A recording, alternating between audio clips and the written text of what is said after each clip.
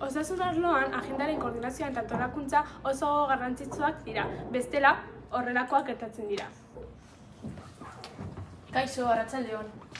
Neukan hitzordua arratsaldeko 5:00. Bale, begiratuko dut. Bale. Ez, hemen ez agertzen zure izena, hasi que sentitzen dut, baina joan beharko zara. Broman zabiz, ezta? Ez, beste egun batean bueltatu beharko zara. Beste puntan bizi naizela. Bueno, hemen ez daukazu hitzordurik, hasi que beste egun batean bueltatu beharko zara. Bale. Ikusi duzuena ezinezkoa da. Honela, pazientaren denbora alferrik galdu egiten dugu eta baita bere konfiantza galtzen dugu. Orduan, agenda modu antolatu batean eta koordinazioa eduki behar dugu. Kaixo, arratsaldeon. Arratsaldeon. Neukan hitzordua arratsaldeko 5:00. Bale, begiratuko dut, momentu bat.